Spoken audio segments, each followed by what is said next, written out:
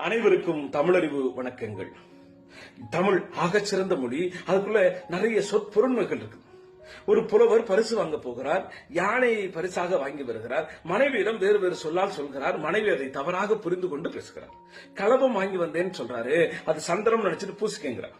மாதங்கம் வாங்கிட்டு வந்தேன்னு சொல்றாரு. அப்ப நிறைய தங்கமா நான் நல்லா இருப்பேன்னு சொல்றான். வேலம் வாங்கிட்டு வந்தேன்னு சொல்றாரு. அப்ப கரும்பா தின்னுங்கிறான். பகடு வாங்கிட்டு வந்தேன்னு சொல்றாரு. அதை புரிஞ்சுக்கிட்டு உழவு மாடா வயல்ல கட்டி விழுங்குறான். கம்பமா வாங்கிட்டு வந்துங்கிறா. கம்புமா வாங்கிட்டு வந்தியா களிகிண்டி சாப்பிடுங்கிறா. கைமா வாங்கிட்டு வந்தியான்னு நான் சும்மா இருக்கிறேன்னா அந்த யானையை வச்சுட்டு என்ன செய்ய போறேன்னு புரிஞ்சுக்கிறான். இம்பர்வான் எல்லை ராமனையே பாடி என் கொண்டாந்தாய் பாணானி என்றால் பாணி வம்பதாம் கலபம் என்றேன் பூசு என்றால் மாதங்கம் என்றேன் யாம் வாழ்ந்தேம் என்றால் பம்பு சீர் வேடம் என்றேன் தின்னும் என்றால் பகடு என்றேன் உழும் என்றால் பழனம் தன்னை கம்பமாய் என்றேன் நற்கலியாய் என்றால் கைமாய் என்றேன் சும்மா கலங்கினாலே. தமிழின் ஆகச்சிறந்த சொற்களை புரிந்து கொள்வோம். நல்வாழ்வு வாழ்வோம். நன்றி.